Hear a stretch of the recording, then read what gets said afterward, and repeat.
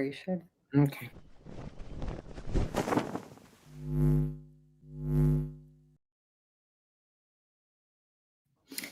Hey, everybody. It's Julie Roginski here with Olga Lautman, and we are so happy to have everybody here. Thank you so much for joining us for this week's episode of Pax Americana. I see that the chat is already hopping, so thank you for that. Olga, I feel like we should just devote the show today to the disgrace that was the Kushner-Wickoff sellout of Ukraine. I did a Substack on it a few days ago where I said it is very similar to the Molotov-Ribbentrop Pact of 1939. For people who don't know what that is when the foreign minister of Germany, Nazi Germany, Joachim von Ribbentrop, sat down with the Russian foreign minister, Vyacheslav Molotov, and they secretly decided to, well, first they not publicly, but they had a non-aggression pact, but then secretly in that non-aggression pact, they also carved up Eastern Europe into spheres of influence. And I know that it is not in fashion to compare anybody to Hitler and to the Nazis, but in this case, I think it's an apt comparison, because what you saw happening in Moscow a few days ago was in some ways even worse than what happened with the Molotov-Ribbentrop Pact. At least there you could make the argument that they were doing this for what they consider to be their national well-being. I don't want to hear from people who are going to argue with me about what that really meant. I get it. They were awful, horrible people. It led to the worst war in human history, and we're not debating that. But in this case, you had Jared Kushner and Steve Witkoff negotiating the sellout of Ukraine, not for what is good for the United States, although the sellout of Ukraine would not be good for the United States, no matter who was negotiating it, but what was best for them and their financial interest.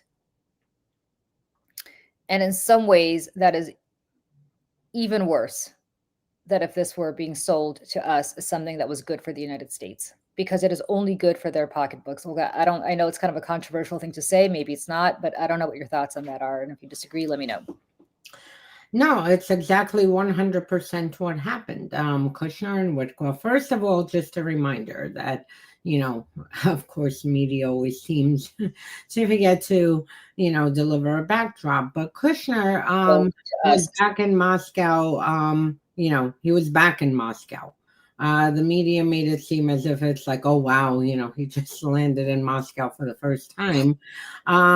He was there I'm sure he's been there several times since, but in 2015, he was there, dining with Putin's inner circle, Vexelberg, him and Ivanka Trump were both there, dining with Vexelberg, Abramovich, Putin's, one of his closest oligarchs.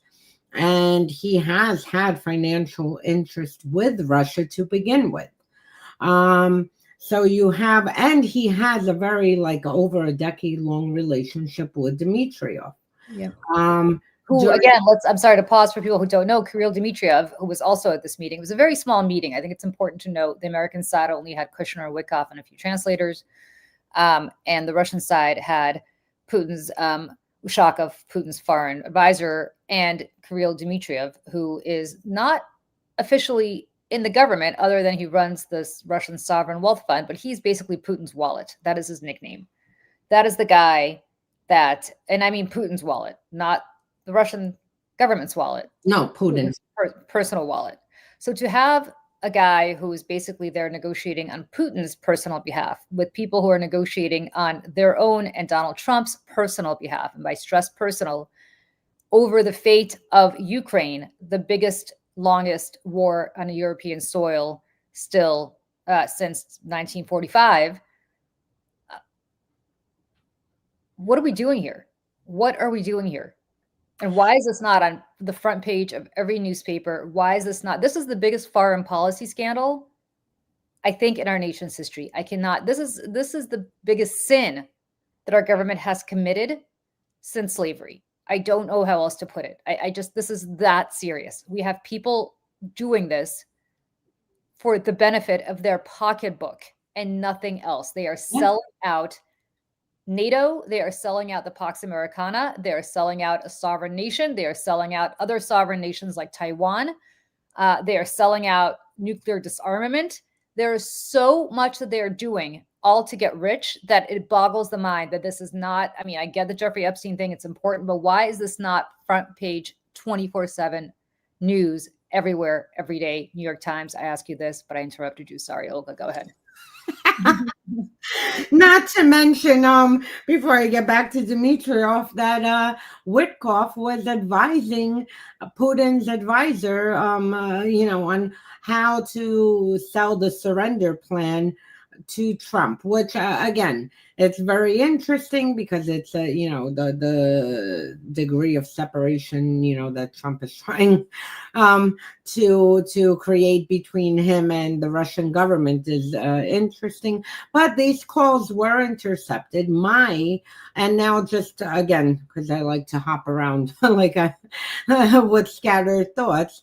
But to get back to what this is about, Bloomberg about a week ago released transcripts of Witkoff calling Putin's advisor, Ushakov, and basically telling him, now this was 2 days before Zelensky arrived in Washington, and he advised him to tell Putin to set up a call to flatter Trump over his Middle East success, quote unquote, because it's not that, and how to pitch Russia's 28-point plan to Trump in order to make him, basically to sell it to him, to sell to all of us, and to try to shove it down Ukraine's throat.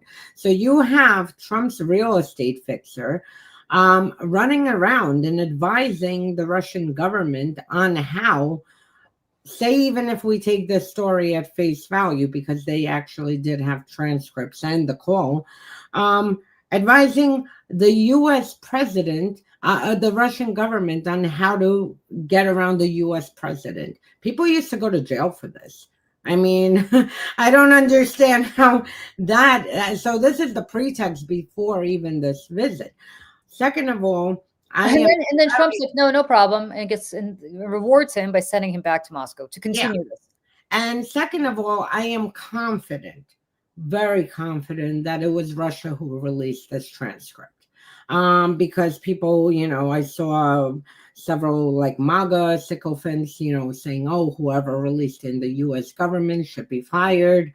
Then there were people floating that it could have been the Brits who released this transcript, or someone in across Europe, one of the European intelligence agencies. I am beyond confident that this is Russia who released it. This is part of their playbook because, one, they don't want a plan. They created this plan knowing that Ukraine is going to reject it, knowing that Trump really is not going to get anywhere with this plan. But their main focus is to continue their genocidal war. Putin doesn't want to end it. Putin has reconstructed the whole economy on a war economy. He can't end it. If he ends the war tomorrow, I mean, the stagflation and the economy will just really collapse inside of Russia. It's already teetering.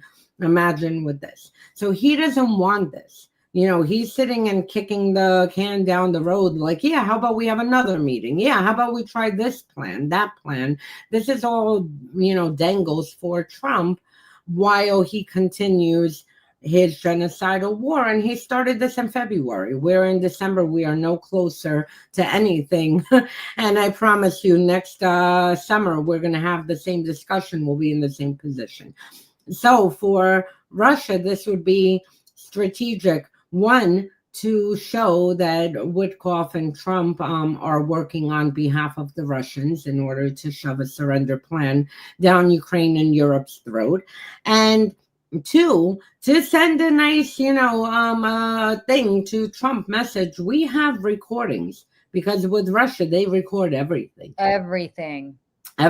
You taking, going to the bathroom is being recorded. So, if they have this recordings, who knows what other recordings they have, particularly with Putin earlier this year, instructing every single top business leader in Russia to come up with the most lucrative and like flashy projects to hand to Trump in order to force a Ukrainian surrender and break support for NATO, break support for Ukraine, stop the weapon shipments. So who knows what was caught in those discussions? Because trust me, every time, 6 times Witkoff has been there. Every time he's there and every time he sees the Russians in the Middle East, these discussions are taking place. The Russians are probably one of the better intelligence services they run, and they know how to, put you into compromising conversations without you even realizing what is happening in order to record it and have this as leverage over you. And the final thing I'll say, so you have Kushner and Wickoff showing up in Moscow. Actually, a few things happened interesting. One, Putin made them wait for several hours, which is great. and they did. I mean, this is the United States.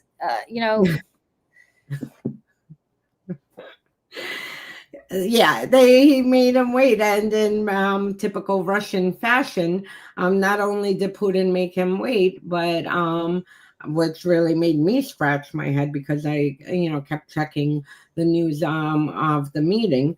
But he was on live TV at an event. So he not only made them wait for hours, but he actually went on live TV at some event to make sure that everyone knows that they're sitting right now waiting while he's sitting here at some bullshit event. So that's one.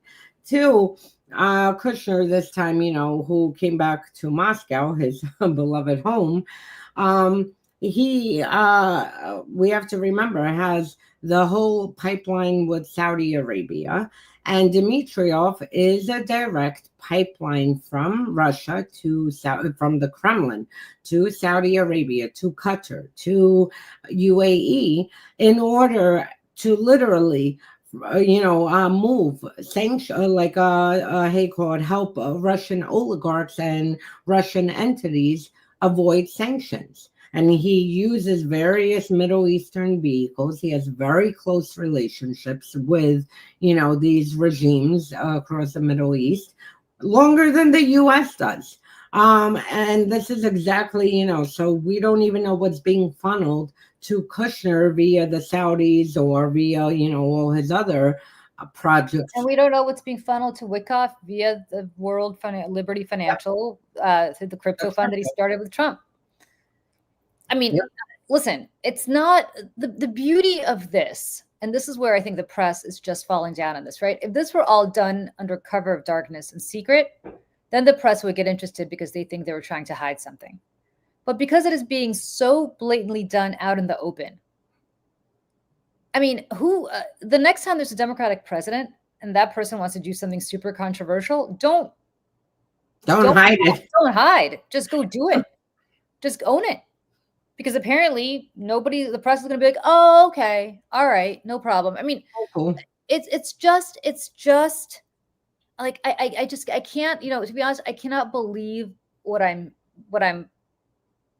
seeing. I mean, I can't believe it. And the funny part is, everybody's like, oh, Putin spent 5 hours with them. Okay, let's be very clear. 4 hours of that was a lecture about Russian history, the Putin version, about how Ukraine doesn't really exist, how Kiev and Rus, was really Moscow, like Muscovy and things that, no historian would agree with, but nevertheless, this is now what Vladimir Putin does.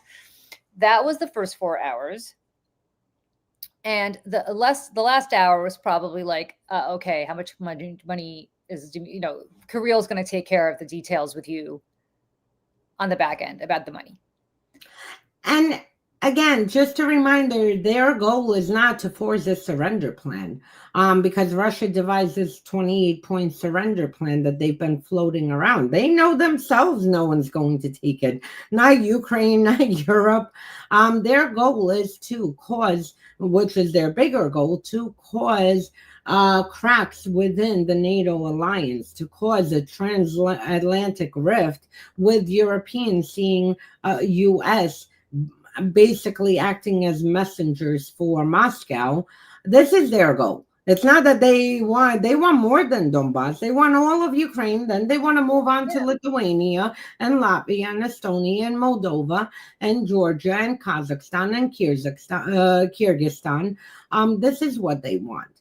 But this is all like a smoke screen devised not to stop anything, because Putin has no interest. He cannot. He literally cannot stop this war.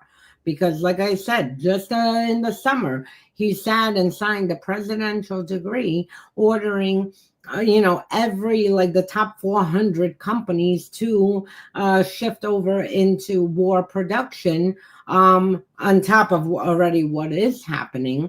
And he mimicked, not mimicked, he hinted at a broader war. This wasn't about Ukraine. He said, we are coming very close to other countries attacking us, and we need to be prepared to go to war.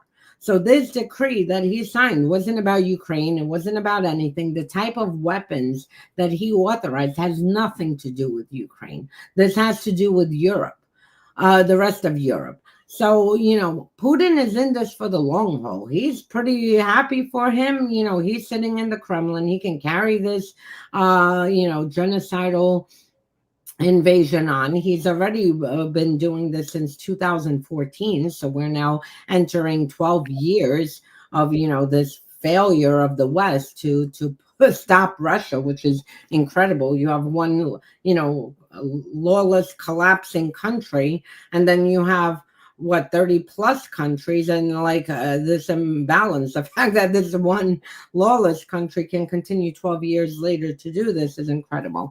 But another thing that the media absolutely not in any capacity, forget connecting dots, they didn't pick up on any capacity, that this meeting went so well for Russia with Witkoff and Kushner, that it wasn't even 8 hours later that they decided to pull some U.S. Marine, I think that's his position, who has been sitting in Russia's detention center and sentenced for whatever reason.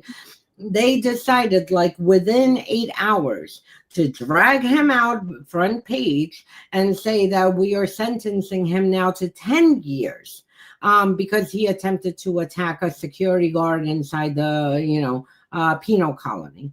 So you have, not only Witkoff and Kushner running around like jesters, freaking embarrassing the United States and humiliating the United States in Moscow. But then you have Moscow hours later dangling an American military person and saying, oh yeah, he attempted to, with no evidence, of course, he attempted, he carried out a violent act against one of the security guards. So now we're increasing his prison term to 10 years.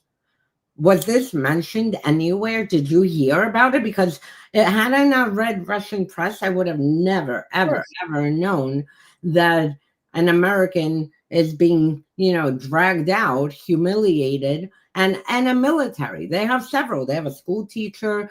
They made sure to pick an American military member to dangle him out and say, oh, he did this. Yep. We're now upping his sentence to 10 years, and with no evidence, hours after Witkoff and Kushner left. That shows you where that meeting went and how that shows you the priorities that Kushner and Wickoff had. Did they mention this American? If they did, that was their answer.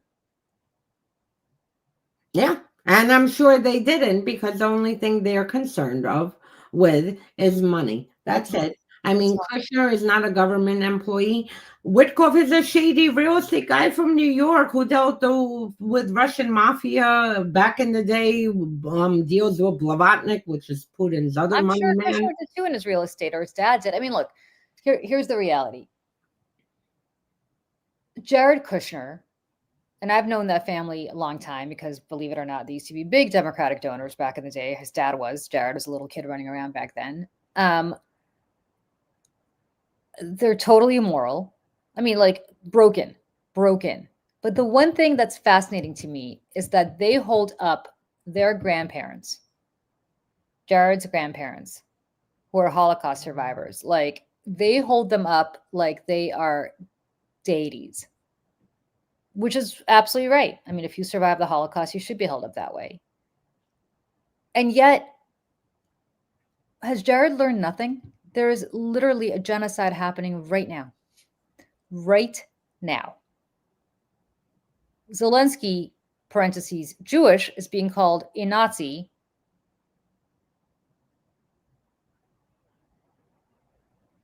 Yep. Right? No. By the Russians. Where's Jared? Nowhere. I mean, it's sick, and there's some sort of psychological. I'm not a psychiatrist. Am I going to pretend to psychoanalyze the situation? But there is a level of brokenness in these people. I mean, how do you put your head down on the pillow at night knowing that you are furthering a genocide for personal financial gain? Like, how much money is enough? Like, Jared Kushner is never going to have to worry about making rent in his life. His great-grandchildren are not going to have to worry. How much? But I mean, how much is enough, right? Like, how much is enough here?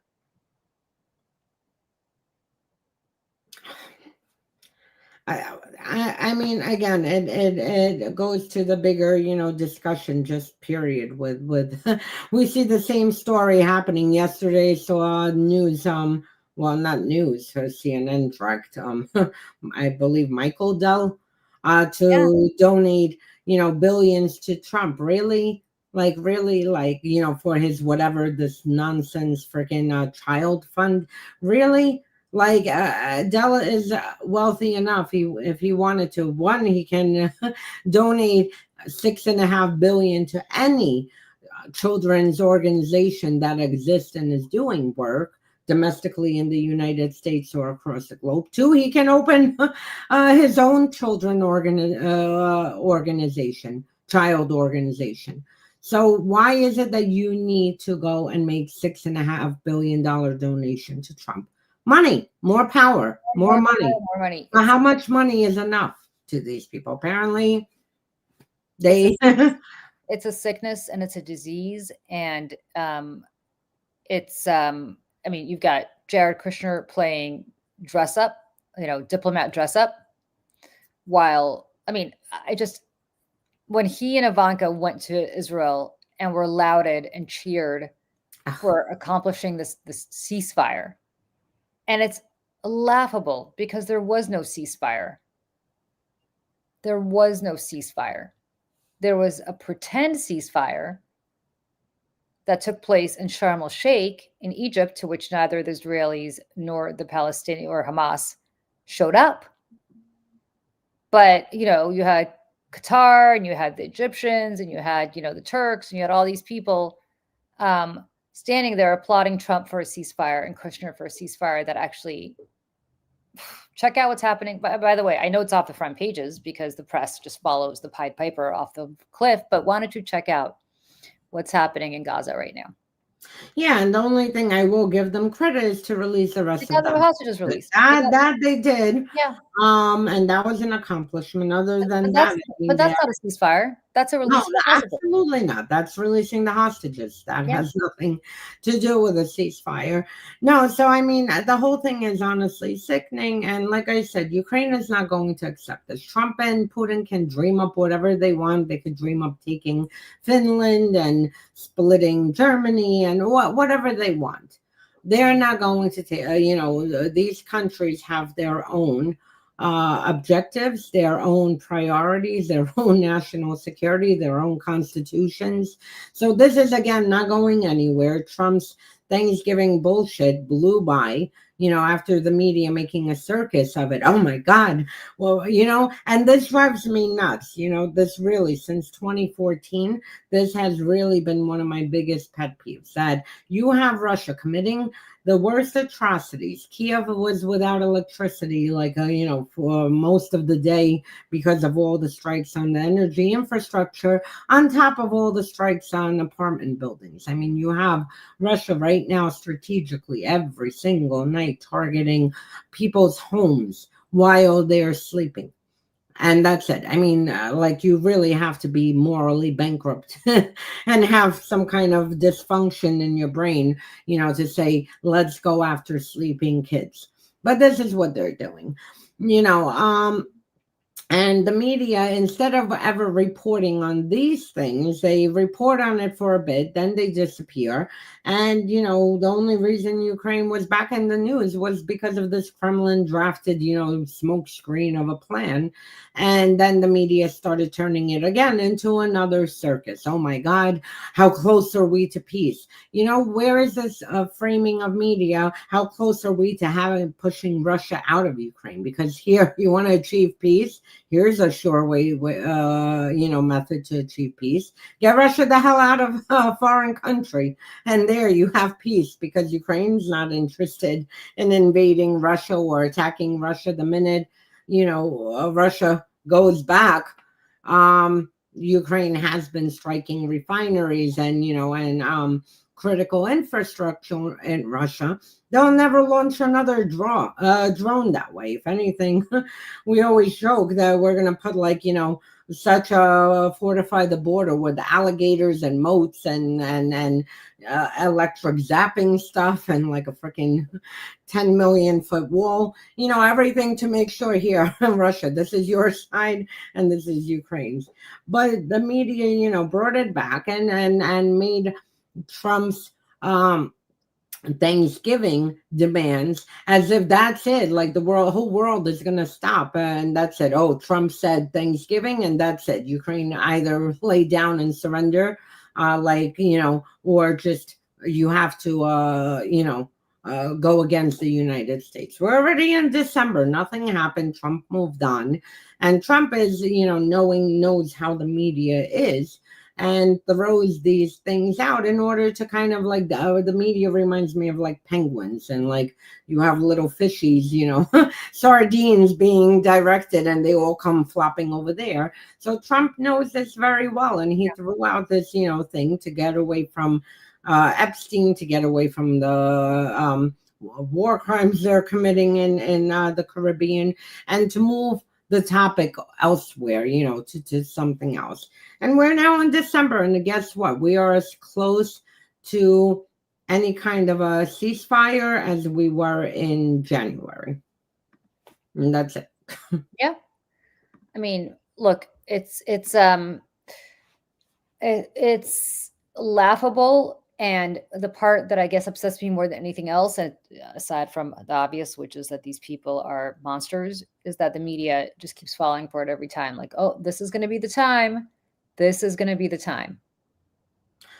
I've never heard a Wolf Blitzer or, people who should know better, who've been around for decades. One gets it. Erin Burnett gets it on CNN. Oh, okay. Erin Burnett gets it. If you want to know what's happening in Russia, listen to Erin Burnett. She gets it. She has the right people on. She understands what's at stake here. Nobody else. Yeah, and the rest, decades. I mean, Blitzer has been around how many wars? Like too many that I can't even name. And, the fact that he would make a circus around this and take it seriously instead of saying, well, what about the United States, demanding that Russia leave? There we go. That's a simpler way to get a plan. Anyway, so we're back to square one with this. In the process, it is so damaging. You opened up with, Pax Americana and our transatlantic alliance is being broken. And it is so damaging every single time there is a spectacle like this. You have Europe, who now more and more becomes distrustful, stops sharing intelligence, and comes to like a very rude awakening, that the United States is now, on behalf of Russia and other autocrats around the globe, they cannot be trusted. And I mean, there was an article that came out recently, a few days ago, that, European leaders called Zelensky and said, listen, Trump, which I'm like, did they just wake up from a coma? But they called Zelensky and said, oh, the United States doesn't have your interest and they're trying to help Russia. Oh, good morning to you. Yeah. Well, speaking of NATO, Marco Rubio, Olga, did not bother showing up to any discussions with our European allies in the last week. He did bother showing up to Trump's cabinet meeting where he sat next to the president and just sucked up to him in ways that would have made a contestant on The Celebrity Apprentice blush. But why don't we talk a little bit about what the United States is doing to NATO, which frankly is giving the middle finger to the greatest alliance in the nation, in the history of not only the nation, but of the world. Yeah, so Marco Rubio is not showing up to meetings, a NATO meeting, which, U.S. always used to show up until this regime came back. And at the same time, he sent one of his advisors, and forgive me because I read so many names. I'm good with the Russian names. Then when it comes to the American, like people in Trump's cabinet, unless it's a Rubio, but it's someone who's a deputy in the State Department, or one of the top people under Rubio. He sent him. And this is an anti-NATO person who basically has been saying that, we need to, basically break apart NATO. So this is who he picked as a replacement to show up. And not only that, yesterday, this person, and I'm going to pull it up. He said his name is Christopher Landau, his deputy. Thank you. Yeah. So yesterday, he also started railing at NATO over them pulling back on defense purchases from the United States. Well, guess what, my friends? What are we doing here when we're sucking up to the very government that NATO was created to oppose? And 1 minute we are providing weapons, next minute we're threatening to cut weapons. I think that sends a signal to the German and French defense companies, like, we better ramp up and make sure that we produce enough weapons to secure European security, because we can always rely on the United States that they promise these weapons, or that we buy weapons from them, and then Trump wakes up in a bad mood, and then or has a phone call with Putin who says, nope, I don't want these 35s in Europe. Okay, and then calls headset, hey, cancel that order. So I mean, Europe cannot defend their security like this. It's a big continent. They need to make sure that they have enough weapons to defend their continent, and they need to increase it themselves. So yeah, and I just want to talk about what Landau, the Deputy Secretary of State, said about NATO. Back in June, he posted on X, quote, NATO is still a solution in search of a problem. Now, he claimed he deleted it very quickly. Spokesperson of the State Department downplayed the significance, calling it a quote, casual, lighthearted remark intended for a brief private exchange. Okay, I don't know why that's any better. But, this is who Rubio purposely is sending to represent him. Somebody who did tweet out NATO is a solution in search of a problem. Now, I don't know how you know anything about history and think that NATO is a solution in search of a problem. The problem exists. Its name is the Russian Federation. Before that, its name was the Soviet Union when NATO was created.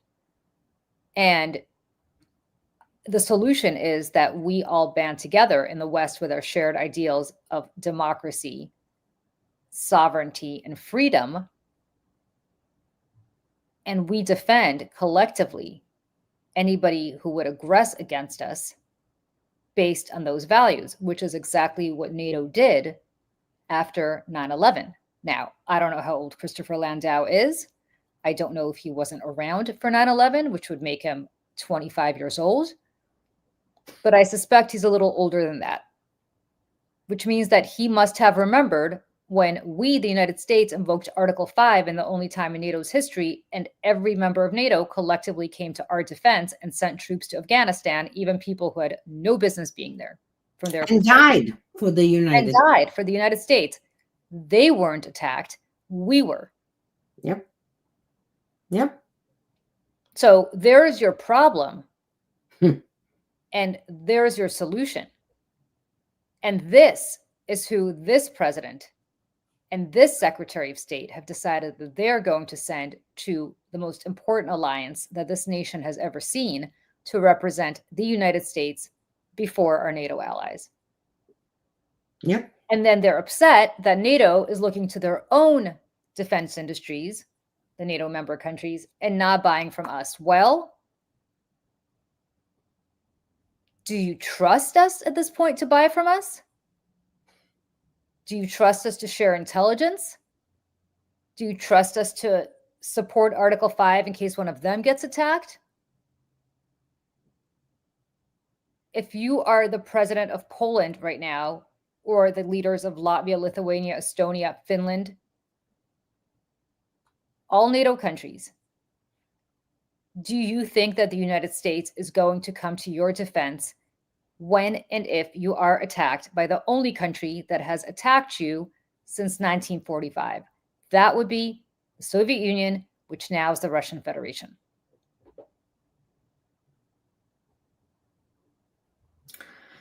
Finland was in a war with Russia in 1940. So were the Baltics.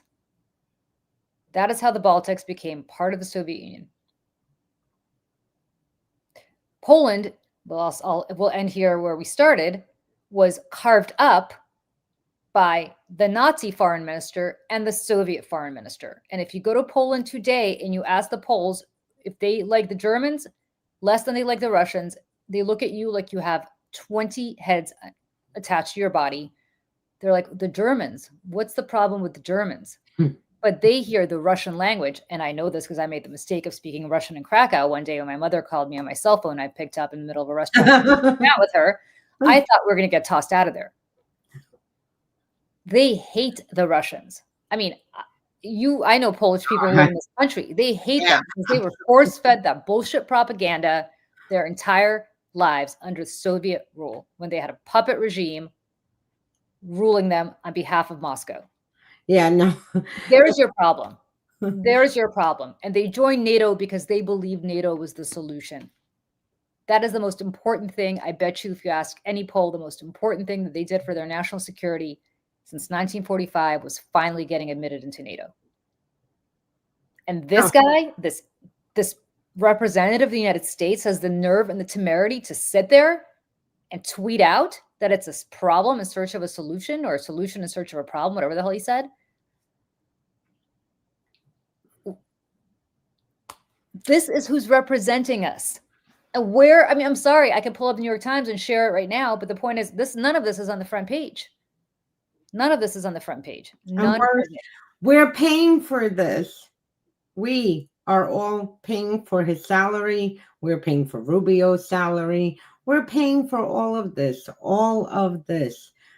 Americans are paying for all these vile, despicable, horrifying, endangering to our national security policies via their taxes. So we're being forced to pay for this regime that is putting a wrecking ball to everything that America stood for. It's horrible. Hey, I just pulled up the New York Times, and here's what on their front page. It's a podcast with Ross Douthat, their columnist. The shifting politics of transgender rights. What? I'm sorry to curse. Are you fucking kidding me? Are we still doing this? What have we just spent 40 minutes talking about?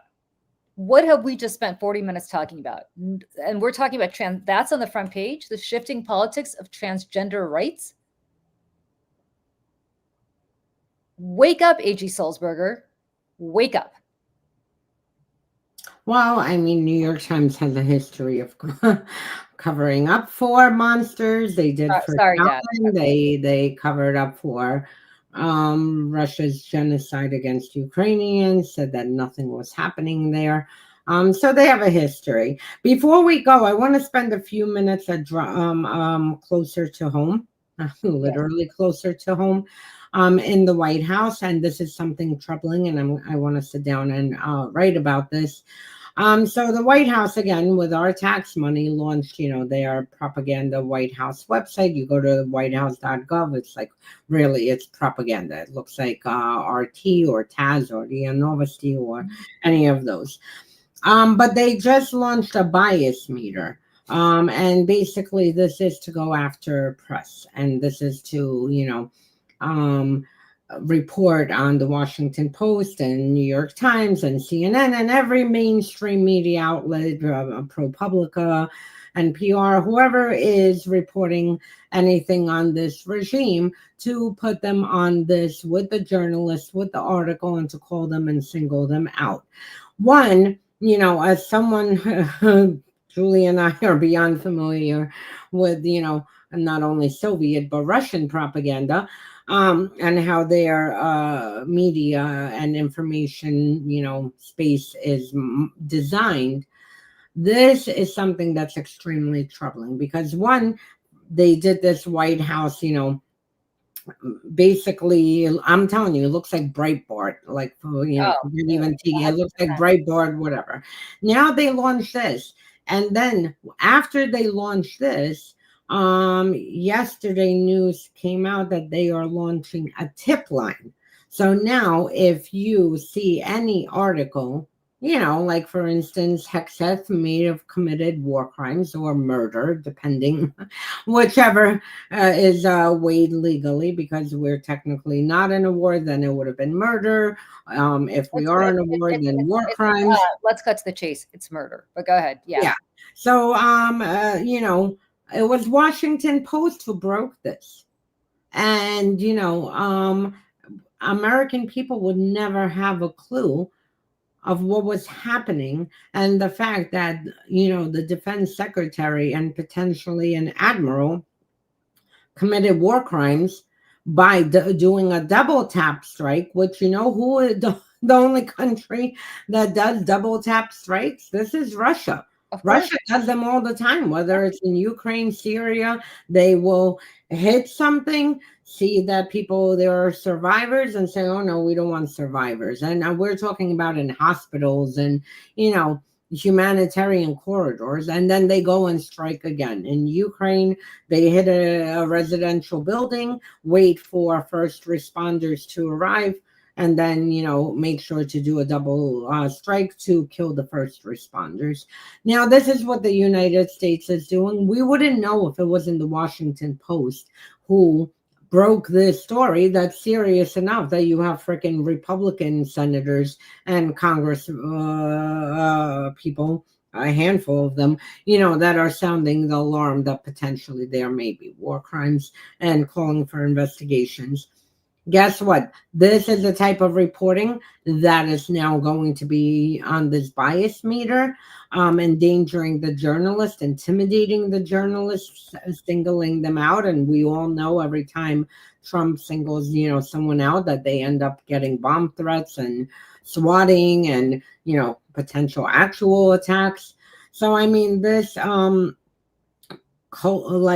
this, what they're doing is extremely dangerous, and we're very much headed, at least in the information space, towards a Russian style information ecosphere. Yeah.